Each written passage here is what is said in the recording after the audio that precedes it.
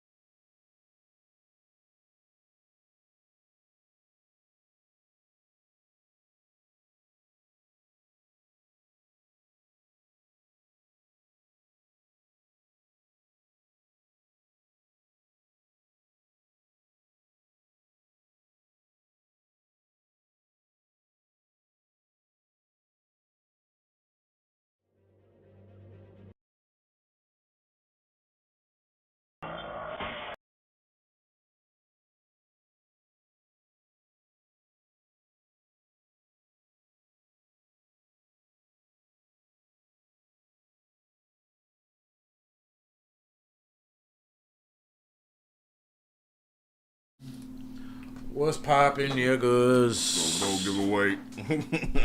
Money. What it is? The stream. Remember we had to. I gotta be as close as you are to it. That's why I moved it over to him. You closer. Yeah. All right, y'all. We are back.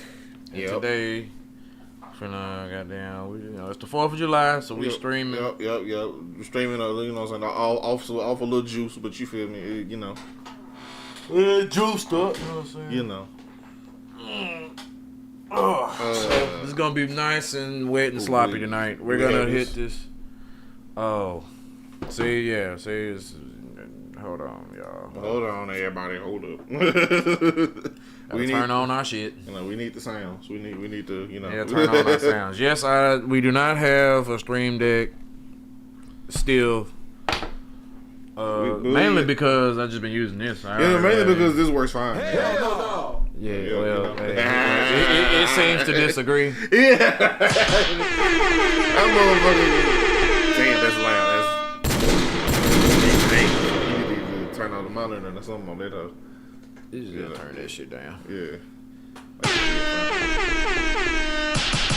What make you think you greater than Jesus, nigga? Now you do the tough buttons with the buttons. Now. Hell no.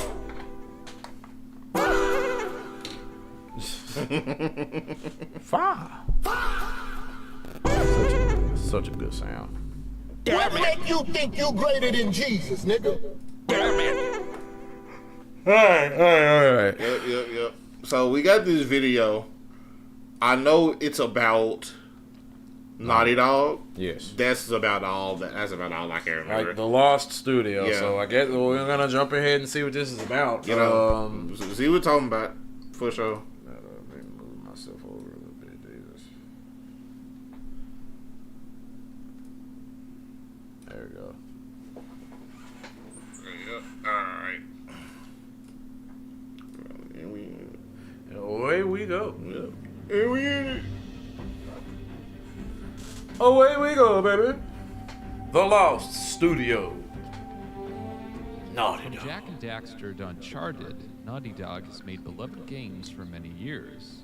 One thing many of these games had in common was the focus on gameplay and action. In many ways, Naughty Dog's philosophy was that they simply wanted to make fun video games. Though Uncharted 1 through 3 began focusing more on story and storytelling, at the end of the day they were all fun action-adventure games. However, after Uncharted 3, it was the release of The Last of Us in 2013 that cemented Naughty Dog as one of the best studios in the entire industry. This is where Naughty Dog's philosophy began to truly shift. Now, Naughty Dog was no longer satisfied simply making fun adventure games with good dialogue and characters. The Last of Us represented their new philosophy, which was a heavy emphasis on story and storytelling. Yeah. This then ultimately had an effect for how Naughty Dog would make its next game. When making the next Uncharted game, it was obvious that simply making a fun game with good storytelling was no longer enough for Naughty Dog. Uncharted 4 took notes from The Last of Us in many ways. It became the longest Uncharted game they had ever made, while having a larger emphasis on stories, cinematics, and technical prowess. You could tell Naughty Dog really focused on its storytelling and characters more than ever in Uncharted 4. This mix of high-quality story and fun action gameplay obviously worked extremely well, with Uncharted 4 being one of the best in the series. But it was after Uncharted 4 that Naughty Dog's philosophy had fully changed to what it is now. They were no longer going to be a gameplay-first studio as they had originally been, or even a story-first studio as they were in Uncharted 4 and The Last of Us. Naughty Dog became focused, well, more like obsessed, on the presentation of their games. Looking back, it was not a surprise. Presentation The Last of Us on only. PS3 and Uncharted 4 on PS4 were jaw-dropping on a technical level. So Naughty Dog had been emphasizing graphics and I'm trying to find a mouse. Yeah, I do agree with that, honestly. It's been a strange transition for sure. And a slow one. Yeah. I think that's a product of the transition. Honestly, it's like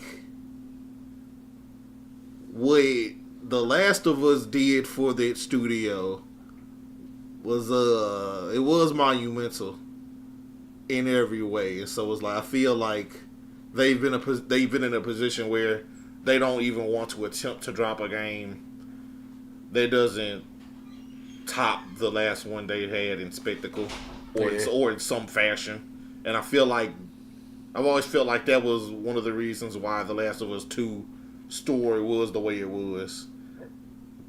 I always felt like they needed something like that, like a overarching point or something like that for the story, you know. When The Last of Us 1 didn't necessarily need that to be the game that it was at all. If you ask me, man, these motherfuckers want to make movies instead. That's what it's all boiled down to. Yeah. They want to make movies. For sure. Neil Druckmann thinks he's a movie director, and they want to make movies. more and more as time went on. The Last of Us 2 represented this new focus of theirs. The game itself was still narrative heavy, while the combat was simple, yet still fun and visceral. But when it came to the game's presentation, it was unmatched. It was a technical marvel, and it's clear that's where most of the development time went to. Damn. Last of Us 2 pushed the PS4 to its absolute limits with extremely high fidelity graphics while maintaining a smooth frame rate. Then there was the high level of detail. Whether it was the physics on a cable during a puzzle, seamless animations during combat... There's also been a progressive obsession with depression. Yeah. They haven't dropped a upbeat or any other tone other than completely visceral, disgusting, and depressing. Forever now. Hopefully the Heretic Prophet will be different. You know? Hopefully. The gun looks fun. I mean, it looked like it could be fun. You know? The idea, at least, we ain't seen shit. Yeah, we haven't seen any gameplay, so I don't know. We're just guessing, but you know, For hopefully. environmental detail, it was all flawless. This kind of presentation was nearly unrivaled when it released, and to this day, very few games come close to what Naughty Dog did on a technical level with The Last of Us 2. However, this lies the problem. What happens when you're Naughty Dog and you need to maintain or elevate this standard you've set when it comes to presentation? What is going to happen with this obsession? What is the cost? The cost is what's happening now and what happened with The Last of Us 2. Part 2 released in 2020 and is the last Naughty Dog game that's released. At the time, the reported budget of the game was $220 million. Let that sink in for a second. A linear 25-hour experience with a couple open areas cost $220 million.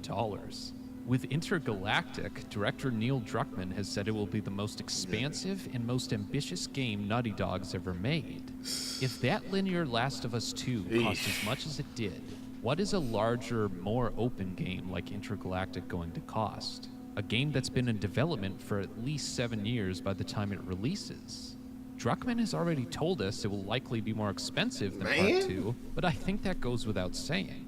My point is this. The cost of Naughty Dog's obsession with this tech and industry-leading presentation is a bunch of time and money. And the amount of time it will take Naughty Dog to release one game, other major studios would have released 2 or even 3 titles. At this point, Naughty Dog is not in a great place right now. Even if you loved The Last of Us 2, the fact is the game was divisive, with millions of fans loving it and millions not liking it.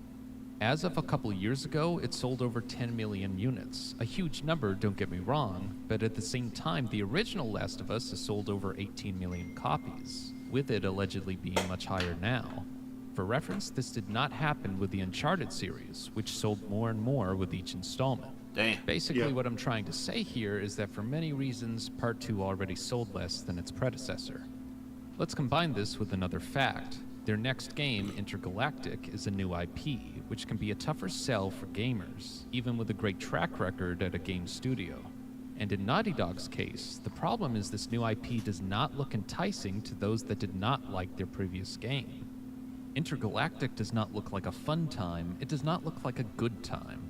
It looks like a depressing atmosphere like the last one. Yeah, it looks like Naughty more Dog depressing ass shit. They knew with Uncharted 4 that they could not just create a game that was dreary and sad like The Last of Us. This was majorly important because they knew the depressing atmosphere was hard to sit through, so making Uncharted or another game with that atmosphere would not make sense and would give fatigue to players. Here we can see that problem playing out. For people who did not like The Last of Us 2, nothing shown here is intriguing. Yeah, the idea of gameplay looks less grounded, but guess what? They showed us a 4-minute trailer showcasing their insane graphics and 2 people talking. They cut the trailer the moment gameplay could have been shown, and have not shown anything in 1.5 years. They chose to release it and show it off this way, so why would I even be the slightest bit interested? This is their current problem. What if, like me, you did not like the story of The Last of Us 2, or found its gameplay did not expand enough from Part 1? What if you're not too interested in Naughty Dog's next title because of that? What if they need to prove to you that you want to play this game? This really seems to be the case for like... If they end up selling 4 or 5 million copies, that would mean huge success at any other studio. That means TBH has been right this whole time. Naughty Dog's on fraud watch, you know what I'm saying? Naughty Dog is on. I don't even know what button to push. They're on. That's damn. There's something I didn't even. I haven't taken the time to even think about. It's been 10 years since I've enjoyed a Naughty Dog game because I ain't really like a huge Last of Us fan just because it's so dreary. And I'm like, it's good or whatever, but damn, like, I haven't been. But I didn't even play Last of Us 2. I played Last of Us 1, and I liked that game. But I was just like, damn, the last game I really enjoyed from you motherfuckers was Uncharted 4, and that came out in 2016. It's like, for as fun as the gameplay loop of The Last of Us 1 was, it was the character interactions and like the vibe and like the vibe that it was sort of depressing, but these two give you that sort of father-daughter hope through the story, and that's that whole chemistry of a game was what sold you on the first one. Yeah. Whereas it was obvious that wasn't going to be in the second one. I needed to see something crazy with the story, and I mean, I guess crazy is the definition of what we got, but it's like none of it sold me on wanting to actually play it at all. Yeah, nah. You know, the most interesting thing I saw was the rope puzzles because of just how technically high bar the rope physics were. I was like, why does the rope physics look so real? Why spend so much time on that?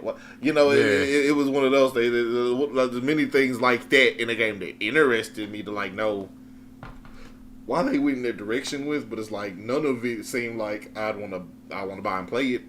And the only game since then that has dropped technically from them are remakes of The Last of Us. Yeah. It's like, oh brother, that game it's not old enough. It wasn't old enough to remaster when you did. It really was. I know it on paper now, it is. It realistically now it is. Though. It was right. If you started now, okay, man. No, that game was like 5 years old when they. When they start with it was like, bro, that wasn't the move. They are on fraud watch. Yeah, by every sense in the book, by every metric. They're on fraud watch. The fraud watch is happening. But at Naughty Dog, that's going to spend more than $220 million on this game over 7 years. That means they may not even break even on Intergalactic. And another thing, we're also dealing with a situation where by every passing month, it feels more and more like that trailer was shown way too prematurely. Yeah. With the less and less we hear or see anything about this game, The Heretic Prophet, it feels like that. It feels like a Skyrim situation where you showed that way too soon. Yeah. You have nothing else to say about it, huh? You have no confidence. It feels like they damn near want us to forget about it. Look. Until they come out with a trailer. To everyone to buy this game, especially trailer. People like me and other fans who did not like Part 2. But they're so caught up with showcasing a beautiful technical presentation instead of gameplay that they don't realize this. They tailored that announcement trailer to fans who adore The Last of Us 2 and Naughty Dog. Unfortunately, they need to convince everyone else. They cannot make a game that only appeals to the fans who loved Last of Us 2. Otherwise, they are not going to sell enough copies. The problems for Naughty Dog do not stop here either, because even if they do sell enough to break even or profit on Intergalactic, they've still lost a lot of money in other ways. Let's discuss Naughty Dog's large issues concerning their development schedules and time management. It's too damn long. Released in 2020, they've had no new game. And no, I'm not counting remakes or remasters. I'm talking about a brand new game. So, why is this the case? Well, let's talk about their canceled Last of Us multiplayer game that should have been released, especially since it was so close to being finished. At the time of cancellation, the multiplayer game was 80% complete and was 7 years into development. Considering the alleged scope of the game and how much Part 2 cost, it's safe to say Naughty Dog lost anywhere from $100 to $200 million on this game. And honestly, that might be conservative. Between this canceled game and Intergalactic, Naughty Dog has not released a game this generation and has likely taken a hit of $400 to $500 million between these projects. So, when I say Intergalactic really needs to sell extraordinarily well, this is why. And to this day, it boggles my mind why Naughty Dog did not just press on and release the multiplayer game, especially with it allegedly being great. They could have made some money back here. Instead, they allowed Bungie to sway things internally and allow the game to be canceled. This shows a lack of confidence on Naughty Dog's part, because they are by far the #1 studio in PlayStation's eyes. So if Naughty Dog really wanted to release the game, Bungie sabotaged these niggas. That was some hating ass shit, I feel like. But it did, which points to problems with the game, or at least Naughty Dog's confidence in it. The schedule issues continue, as Intergalactic should have been out by now. Another huge PlayStation first-party game, Wolverine, is releasing in the fall, so it means at a minimum Intergalactic is releasing in 2027, so 7 years without releasing a new game. Do you know why they keep releasing remasters and remakes of The Last of Us and even Uncharted 4? Because that's how studios help get funding for other new projects. Naughty Dog has not released a game for so long that they've needed to re-release way too many of their old games. And among all these re-releases of The Last of Us 1 and 2 and updates to them, they still have not added multiplayer, something that every fan wants. Okay, fine, your huge multiplayer game got canceled, But if you were to go back and just recreate the old multiplayer 1-to-1, I'm pretty sure me and most fans would suddenly jump back into it, even if we had to pay a little bit for multiplayer. Yeah. But Naughty Dog can't even do that. And it goes without saying The Last of Us 3 should have been greenlit and announced by now, or some other game. Instead, other than rumors, all Naughty Dog has is Intergalactic. It's a prime example of a horrible development cycle in time management at Naughty Dog. There is a disconnect between what Naughty Dog wants to deliver and what many people want to receive. He's cooking these folks. Yeah. I'm not gonna lie, he's cooking these Last folks. of Us, I wanted a multiplayer mode in the existing game. Now, fans get neither, not even getting multiplayer in any of the remakes or remasters.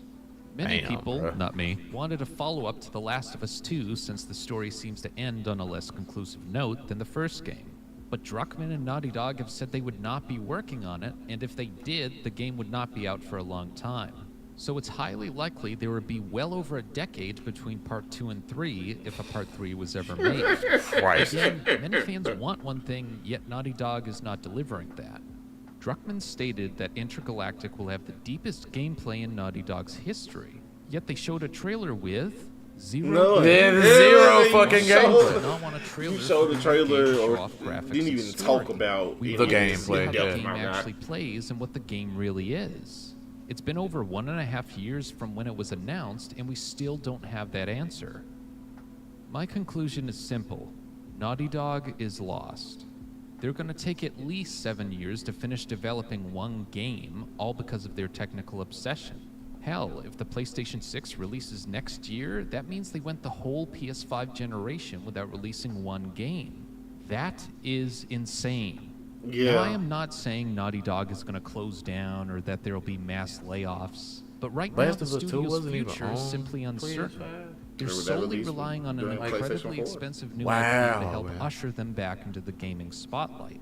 If you're a fan who did not like The Last of Us 2, then nothing they've shown you will convince you otherwise. And even if you are a Naughty Dog fan who did like Part 2, that was a long time ago. Developers cycle in and out of studios, so many of the ones who made Part 2 may not even be there anymore. Sure, Naughty Dog used to be one of the best studios in the industry, but right now, they need to prove they still are. I want Naughty Dog to prove me wrong with Intergalactic. Show me deep combat and gameplay. Show me a game I need to get my hands on. Yeah, like if you claiming you have it. Because like even if you for whatever reason you just can't show it, at least talk about it. Do something to show that you actually care at all. I don't even know what kind of game it's it's like gonna for be. what we said, it's like y'all niggas don't care. They can't, right? Man, I didn't even think about it like that, man. Because it's like out of every studio, we still have yet to see anything at all, period, Right. from Naughty Dog. Man, Not anything substantial at all. Like, and they've managed to fly under the radar with it. Nobody's talking about this. and that's my thing is that they're really lucky that GTA 6 is doing what they're doing. Because if we didn't have that, the microscope would be a lot bigger. You know, they're looking at so much else going on in the gaming industry. Because, man, if it was just a little bit dry. And that's what I'm saying. Holy like, crap. There's once y'all, GTA man. 6 come out, right, we're not going to be worried about another Rockstar game for, like, at least 5 years. Right, yeah. We're not even going to be, like, it's not even going to be in the zeitgeist for real, right? Tight. That just leaves Naughty Dog, Insomniac, and, you know, Santa Monica. Who's another big crazy studio? I can't even think of none.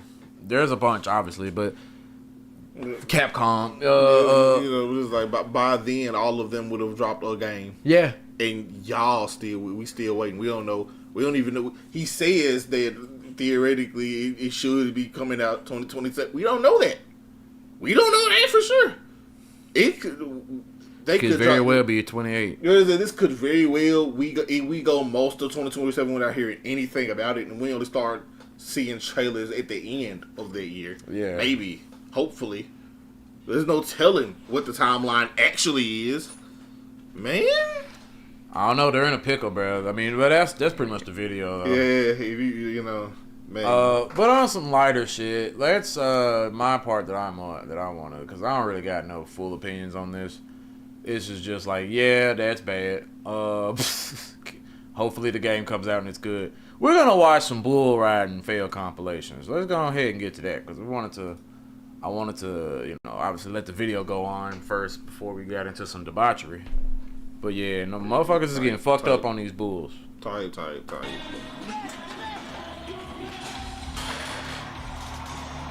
Oh my god!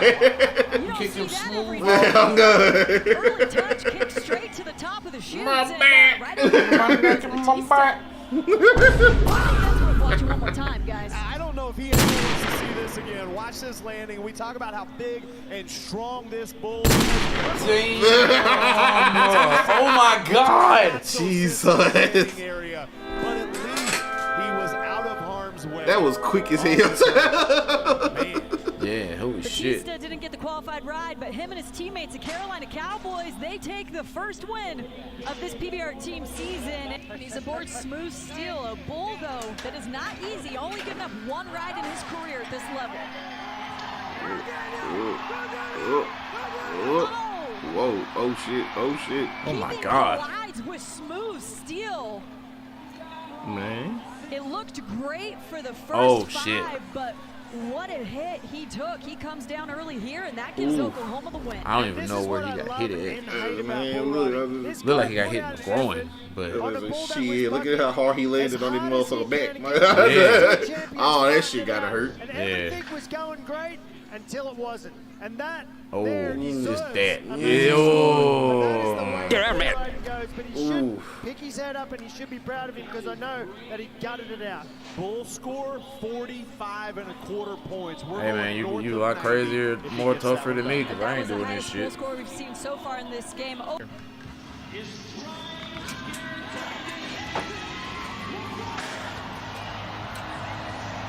Damn! That's not Oh, even. man. That's not even fair. The fucking cow fell over. Man, y'all niggas better run. That motherfucker trying to kill y'all. He got mad CTE. Shit, or whatever the equivalent is for your balls. Yeah. Oh yeah, he got CTE in his balls too. Oh god. Shit. Blunt force trauma to the scrotum. Man. Look at all of them gotta walk away. Woo! Kind of shake off. Sports medicine team and trying to get That's what I don't understand about this activity. Why would you do this to you?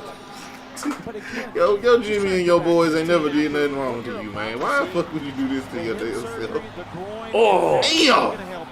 And he got his fucking head still. Oh god. doing a great job of just throwing Olsen out of the way and taking a shot himself. I can't even imagine the noises he want to make. This Right. shit hurt like a motherfucker. Imagine, I just can't. I can't imagine the night of this joint. Like it's like, okay, you going to bed after you done did this.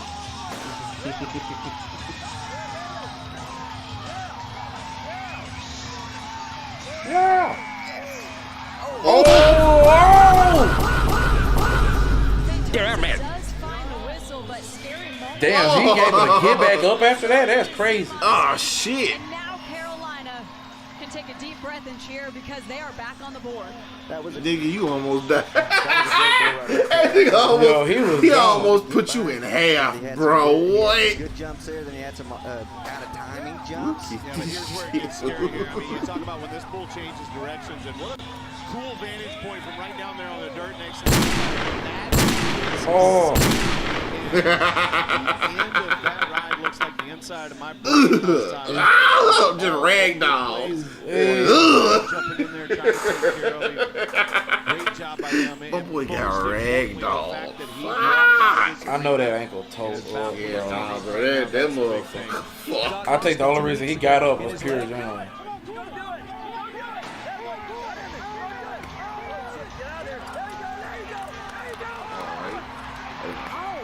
Fuck. Run, nigga, run. Ooh. Run, nigga. You just heard Branquino highlighting that he's riding the stitches and his leg comes right back out. You gotta try. Shots, but had you gotta try. Buck-off time here, 7:46. The injury update we got earlier this week was Court McFadden was questionable. And man, after seeing this, I can't imagine signing up for no shit like this. Do this again. Hell no, there's not no point in the world. His team needs him right now. We need to take a bull hoof to the face. You exercise. Oh my God. In training for this. Good God. I don't even want to ride the mechanical. It sets him on his heels, and then that bull just lifts him up. That could have been a lot worse. All things could. Not much on this bull at this level, only showing one career out. Ooh. You about to get a second career out. Good. Oh my God. Man can't even hold on to the thing. Oh my God. He is hanging on by a hair. Well. Did you see how quick he just got up? I was going to say, we don't like anything about anything that happened in that, from the way the buck-off happened to the hang-up, but him getting up quickly is the only good to come from that. We've made a lot of references to boy, that boy's having better days. He's saying better days. Yeah, now look at outside of the sport. My chest. My neck, my back, my neck, and my back. All of that. Ooh. Okay, right there. Under review, just Because looking this for the is like official all these buck-off folks be time. walking away from it. It don't matter how well you rode the road, baby. All you niggas leaving with a bruise. All you niggas leaving bruised up. With a bruise something. Watching the way he got hung up, and the bullfighters just trying to find an opportunity. Again, you talk about doors, trying to find just a window, just a tiny crack of opportunity. Horn to the That's fucking spur in the left Oh, leg. abdomen. Caught in that All that shit. just All freak this shit. accidents, Boy, they got and there horn. is nothing he can do. Thank at God this he didn't point. get the pointy part of that horn. To the He's just sternum. at the mercy right there, just hoping it comes out in the best position possible, so that Oh. doesn't happen. Great job by Lucas Teodoro. You saw him reaching up to grab that foot, and that bull was moving so fast that his horns kind of pushed him back. Took his opportunity away. Absolutely disgusting. Oh my God. Oh my God. This motherfucker getting airtime. Damn. Why this motherfucker jumping so high? That motherfucker was jumping high as fuck. It's taking you on a trip. It's taking you on a trip, cuz. It's taking this nigga on a trip. Let go of that nigga, bro. Let that motherfucking bull go. Brady Randolph fashion. Let that bull go, bruh. Damn. Y'all see his special opinion, bruh. Brady Randolph has proven over the last 2 seasons to be one of the absolute toughest men in this league. And he just shows it again. They all smart, so I can only assume they still doing fine. Right. I can only assume they doing fine He just got the still. win for the Raptors. However, this is And judged. as we watch this ride back, not only was this a good ride because all the pressure was on the line to give him the win. What I like the most about it is right here when his hand hangs in the I know rope, my shoulder he does dislocated such all a good job of staying on his feet. As a bull rider, you don't just want to lay down and give up. You want to fight for everything you're worth, stay on your feet, give them bullfighters an opportunity, and then you keep yourself out of danger. If you just lay down, you're going to get stepped on. He did a great job and comes out of this virtually unscathed, where this could have been a bad round. One of the scariest Incredible animals that job everybody by deal with those mostly bullfighters. Just scary as fuck. Because these damn things are so strong everywhere. Like there isn't a single section of their body that ain't Buff as hell. like overwhelmingly stronger than what you can handle for real. Wow. Oh, off immediately. Yeah, off immediately. Oh my God. What moves from Choctaw Man. Bingo, and then the aftermath is the U.S. Border Patrol. The little boy. Injuries already piling up for Oklahoma. Now you're seeing another one limp to the side. Take a look at this. When you watch it back, this Las Vegas game All right, is going bro. to give you a chance to see the athleticism of We these deep- bulls. we deep country activities right now. Immediately ducks back Yeah, to they the get left, off and then immediately. all of a sudden, He got thrown he's over that gone, pole and almost. Circade is Damn. looking for him. Bitch. That boy throwing horns with his head, bro. On God. He throwing horns on Buddy. From your right hand or into your right hand, it makes it very difficult. And like you said, They Dave, gotta that's help not a his very hell all good the thing way. to see at the start of the season. Go from walk away with some dignity in this motherfucker, man. Around. They're going to try to start off big here today. Mighty Mike, the bull. Wow. Gets down inside, takes a few shots. He's on his feet. Man. And if I'm sitting at home right now playing Ride or Wreck on the app, I'm betting Ride on that one. 10 bro, out of 10 like, times I did not see that one coming. You face to face with Davis didn't bull. see that one. And in any closed space. What's your play? What you doing for real? Like, what's the move here? What's the survival tactic there? When you're going against Do you not look at Don't die. Don't look into the eyes. Is there some motion I can do to scare it away? Like, what's the? I can't help but feel like the protective gear they got on these shit. It's like it's kind of like for show. Yeah, so you got a helmet on, but it's like any part of the bull body theoretically can crush that shit. And so like, I don't know. Oh my god! Oh shit! Oh shit! Speaking of helmets, they got this shit thrown off. How tough is Dos Santos? Right back up to his feet. The fact that he just goddamn walked out of this is incredible. After what he sustained last night, and you can just see, he's not hurt. He's frustrated. He's looking back at the big screen. Watch this. We're going to take it straight into the business. Not once, twice. And there's nothing those bullfighters can do at this point right here.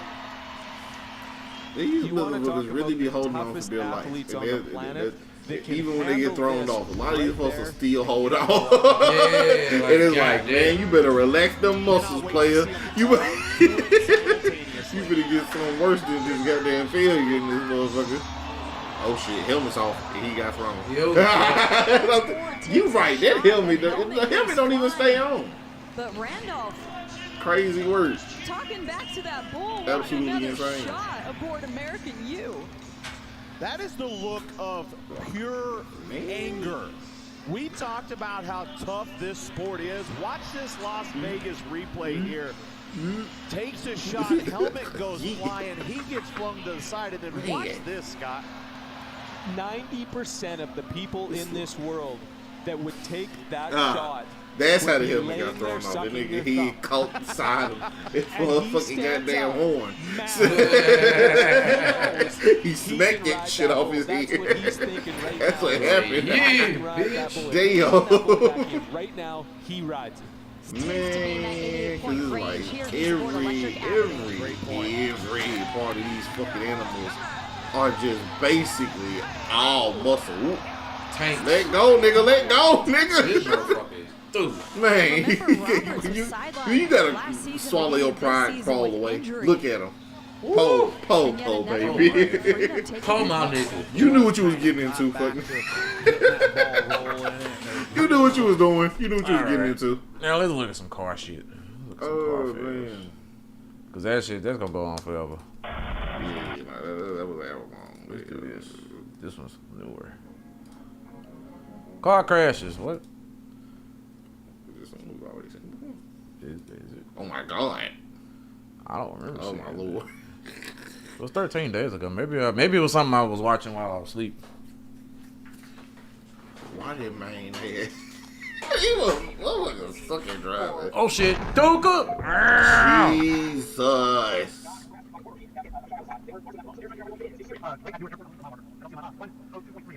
Oh shit! And on YouTube, I'm probably gonna need you to take the rim for a second so we can get this served George was talking about. You okay? Everybody okay? You okay? Everybody okay? Everybody okay? We didn't plan on going that long anyway. Yeah, exactly.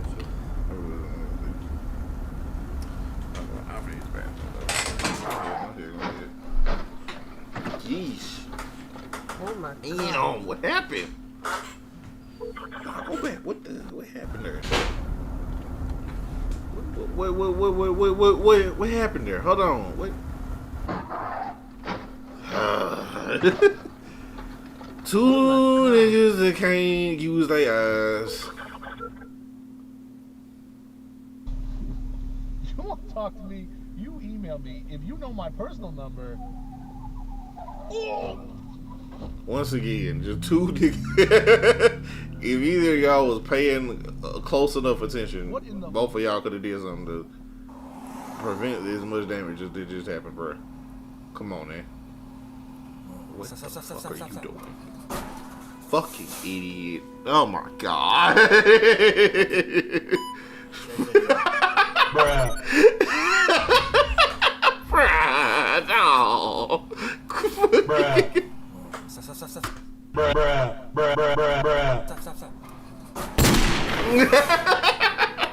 Come on, cuz. You had to know that something like that was gonna happen. You doing something this stupid. You had to know. Oh my god. Fucking hell. What's up, cuz? Niggas can't drive for real, Jarvis.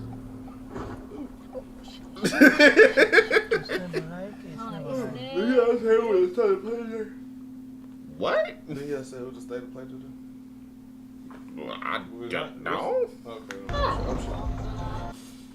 The hell?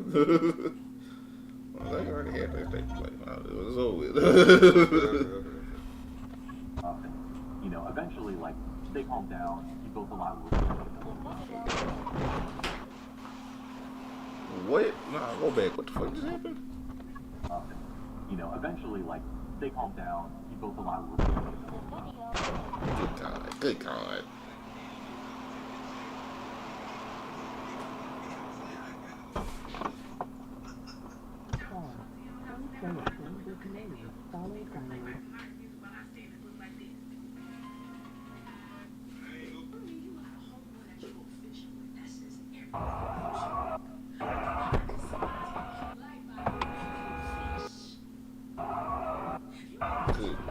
Oh my God.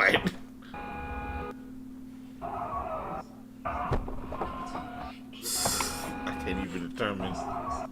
Okay, I missed the most of the fucking crash. That's what happened. He gotta make it outside because it's just so masculine and important. These niggas tagged each other and they just went into a complete spin. And one of them niggas ended up upside down. What? Drunk, yeah, okay. Makes sense, makes sense. See? Ooh!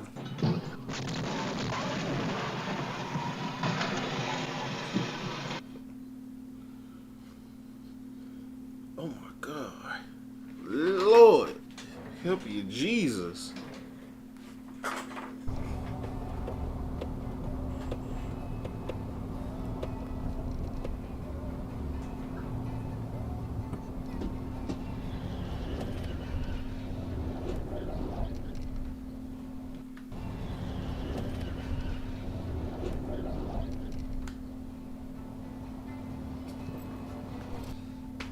Yeah. Cry about it, fucker. Oh, you did that to your damn self. Bro. Why? Was it worth it, bro? Was it goddamn worth it? Was any of that worth it? Come on, man. Ooh! That's one of the movie crashes. That motherfucker was flying. Jesus.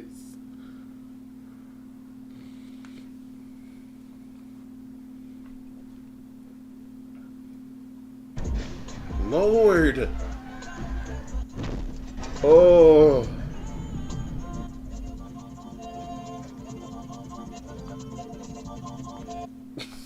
What the fuck is that music? What the hell is that?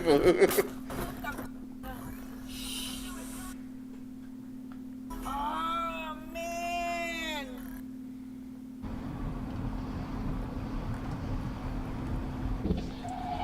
Oh, oh. Shit.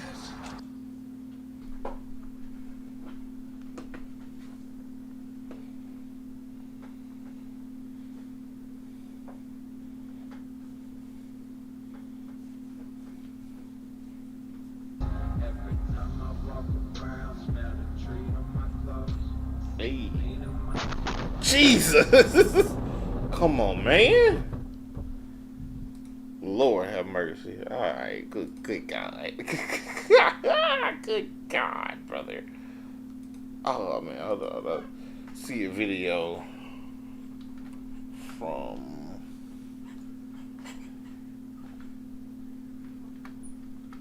Game Ranks. Video from Game Ranks. I just saw one. Hold on. I think I just have to.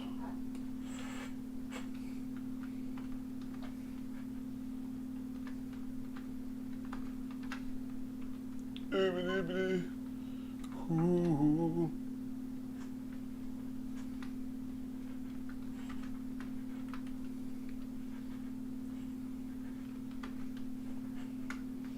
What was that? Just saw. Yeah. Oh, but it wasn't Game. My bad. It was What Culture. It's the most wonderful time of the year. We get to recommend to you all sorts of different games for 2026, specifically the 10 most overlooked games of 2026 so far. And starting out at the top, Chrysol Theatre of Idols.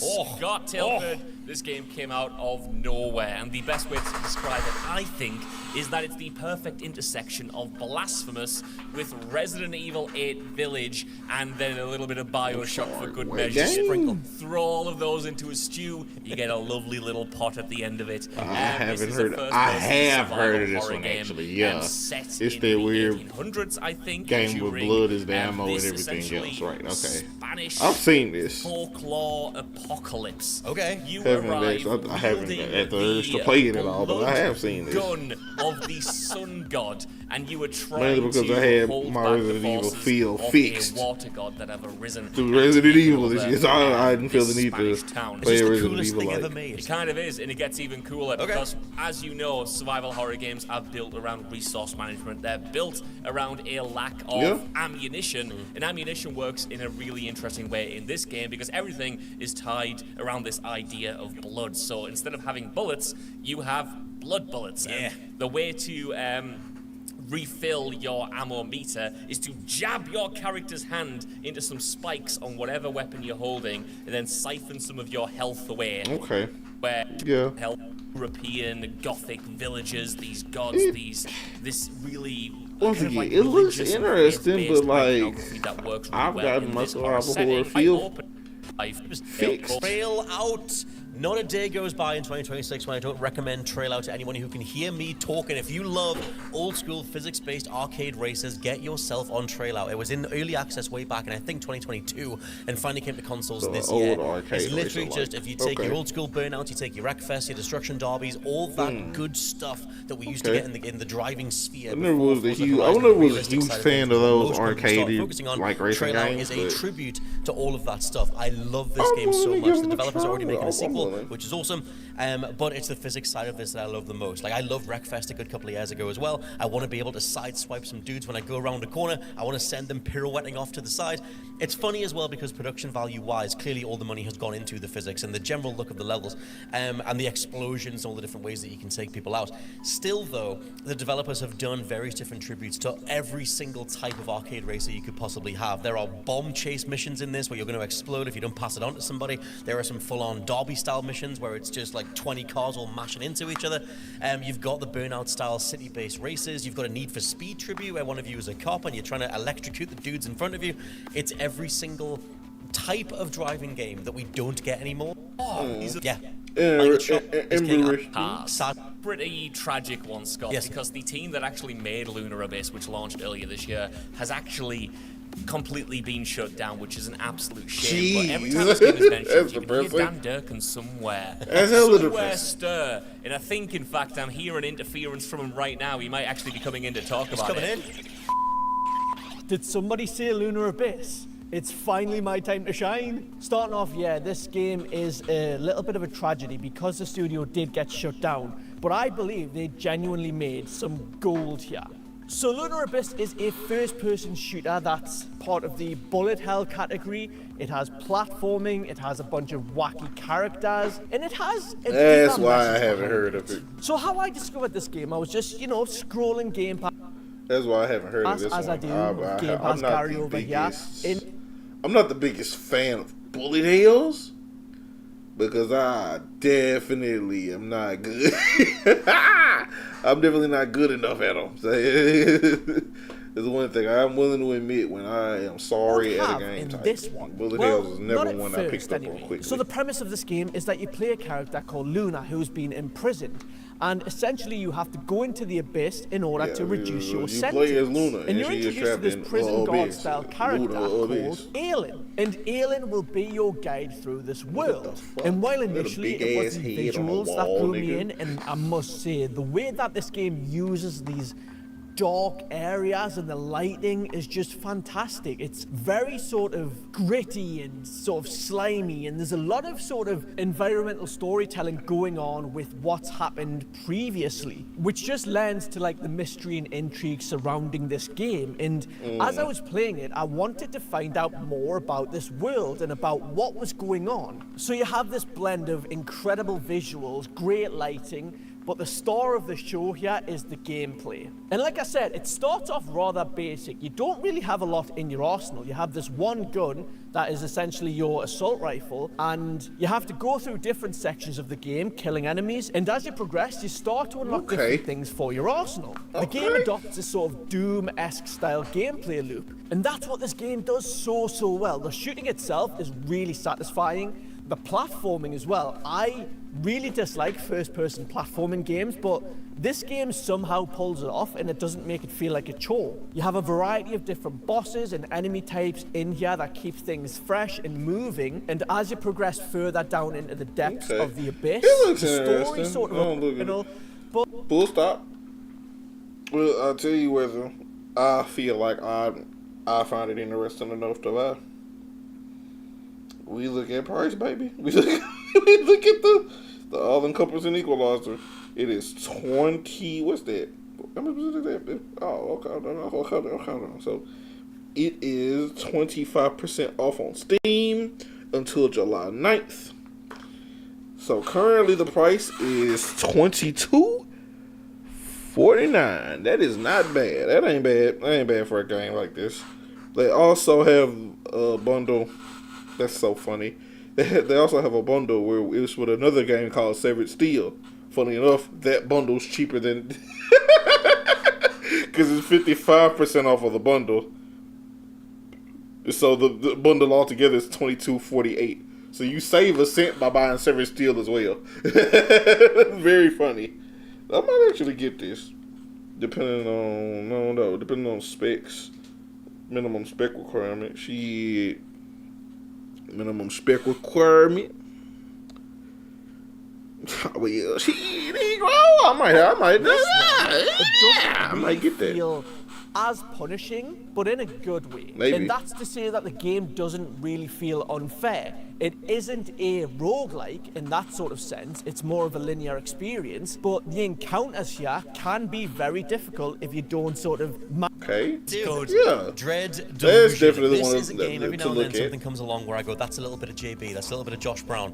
Dread Delusion is if you took Oblivion and demaked it all the way back to the PlayStation 1. A polygonal, Lovecraftian horror game with an aesthetic that is largely baked out of neon. I'm a huge fan of Dread Delusion. There's a lot of character customization in this. You're pretty much just set, given an open-ended goal at the beginning of the game to track down a criminal, but the whole game is about interrogating religious belief systems. It takes place on this place called the Sky Realms, where the Apostatic Union has been ruling the place for a bit too long, and you're being sent out there as a former prisoner to try and take down a wanted criminal, and all the different dialogue choices kind of just go from there. You can dovetail away from the main quest, do a bunch of side stuff, talk to all the different villages.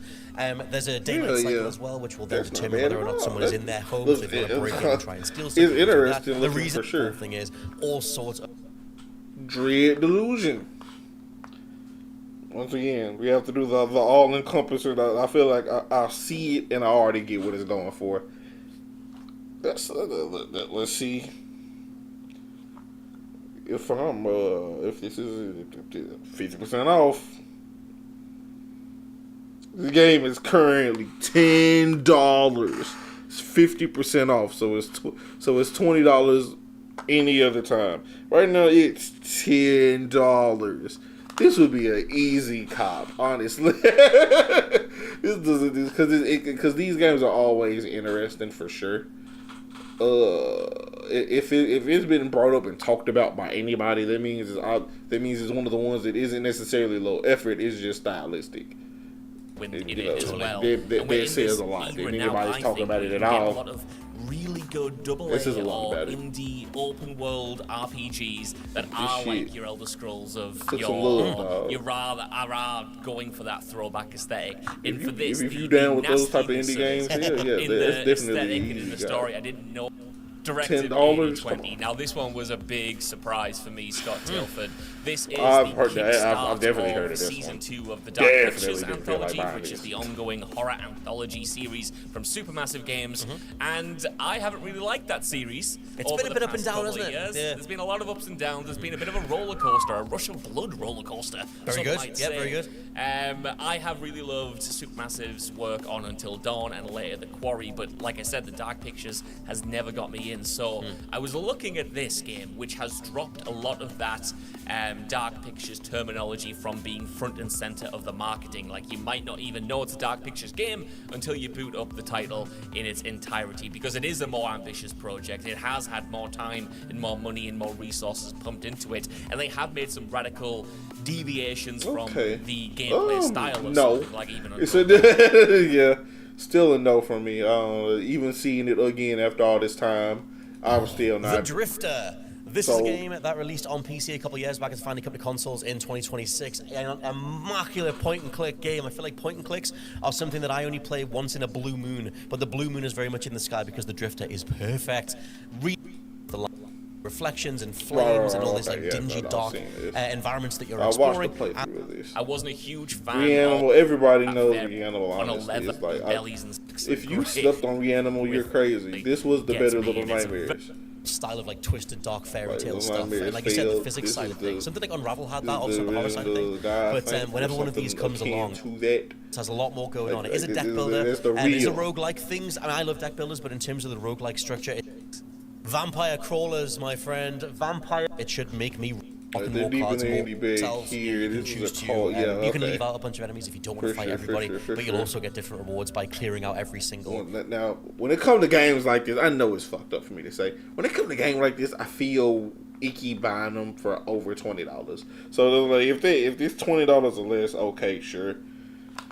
If Vampire Crawlers is not on, I ain't gonna lie. It's like, man, I can't recommend this to you. I can't recommend it to anybody. No sale, I don't think. Oh no, there is a sale. Oh, it's a 10% sale. Doesn't matter. The game was $10 only anyway. Right now you can get it for $9. Easy buy, easy. Floor of a game. The time. Look, just a cool game. If you down with these type of RPGs or whatever, not RPGs, but you know the dungeon crawler. Forgetting that this actually Neo 3. Don't buy it. I ain't gonna lie. I can't recommend Neo. I don't know. If you were never a Neo guy, it's going to be a huge hurdle, and it's going to. I'm not gonna lie to you. It's not going to, especially with the ending the way it is. It's not going to feel worth it necessarily. And then from the other standpoint, apparently, if you're a huge Neo fan, it's too easy for you. So it's caught in this weird in between state where it's like it's welcoming to new players, but it's not super duper like made for people who want to who this is their first Neo necessarily. I don't know. I can't necessarily. It's not the worst. It's not the worst of game of its kind that is dropped like this. There are far worse, but it's like, man, it's hard to recommend this one for sure. If it's ever on sale, for sure. But if it's not, I can't necessarily recommend that one personally. I don't know. Me personally, I can't recommend it. Romeo is a dead man. I heard about this, so it never saw Josh. anybody actually Romeo's play a dead man, mate. Hey, t-shirt, hey. Oh, it's hey, right there. Hey, he's got it on his chest. I Love this game. I don't agree with any of the criticisms that people being, oh, it's a PS2 era. Yeah, it is one of the greatest eras in gaming history, is it? Are we playing on some of the titles that we all grew up loving? Are we?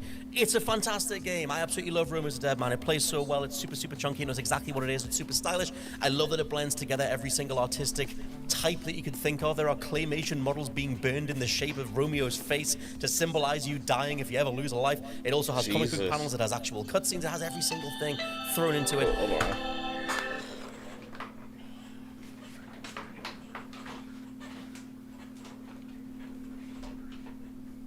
Hello?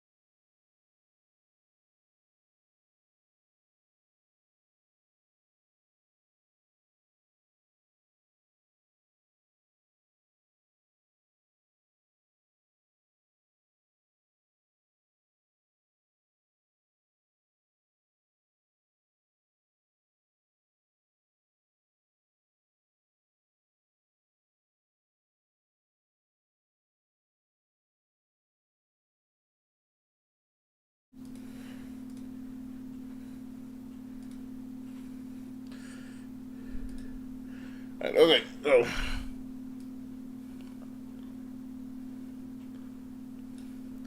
okay, so I'm back. Go back here. There's a limited amount of time to sell me on this. I ain't gonna lie to you, but I'm willing to hear him out. There are claymation models being burned in the shape of Romeo's face to symbolize you dying if you ever lose a life. It also has comic book panels. It has actual cutscenes. It has every single thing thrown into it. Suda51 going from strength to strength. And there's even a chicken katsu cooking mini game. What do you know? What do you want? It's in there. It's a great game. I like that. That's the selling point. The chicken katsu. It's the kitchen sink. It's such a great tribute to old school action, like old school hack and slash games. And the boss fights are super memorable. The soundtrack is incredible, like very much a scored James Gunn-esque curated soundtrack in there as well. I just think it's awesome, and I love the general setup being of Romeo and Juliet, but this multiversal style of all these different Juliets. And Romeo falls in love with one of them, and he's trying to find the Juliet that was his Juliet. And then things just kind of go from there. But you fight all of these insanely messed up multiversal versions of Juliet, and you go to all these weird places that are scattered around the universe on your custom ship. But every single character is super memorable. I love the overall presentation. We talk so much on the What Culture Gaming podcast, please subscribe, about games that have soul and spirit. This thing has soul in spades. I will fight you, Joe, if you're editing this, for saying that Romeo's not great. It's one of the games of 2026. God damn it, I'll bang this table for the rest of the day. It certainly is one of the games of 2026. Is that what I just said? No, it sounds great. It's a great game. I'm a big fan of those PS2 style throwback ones Yes. as well. The fact that this is brimming with creativity should be expected from Suda 51. Obviously, even when his games are very flawed, which they often are, you can never fault them for that. I'm looking forward to playing it. I know I've said that about pretty much every single thing that you've mentioned, but it just... I feel you, and it does sound like a great game and all, but listen.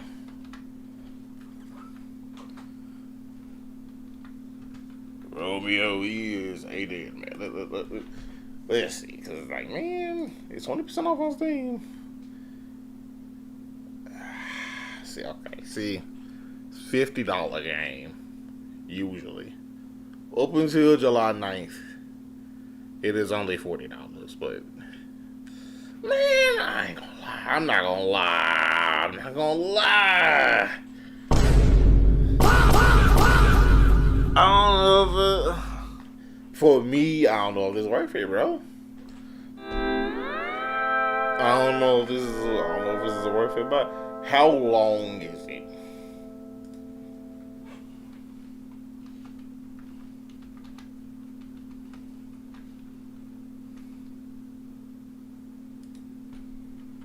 If I could fucking type, god damn it. Man, no. It could be 100% of the game. It might take roughly 30 to 40 hours. So I may spend 20, 25 hours on this game. Man, no, bro. No. Oh, no, man, no. No, it ain't worth it to me. It ain't worth it to me. It ain't. It probably should be, but it's not. It's not. I wish it was. It looks like a swell game. I wish it was. Oh, hold on, everybody. Hold up.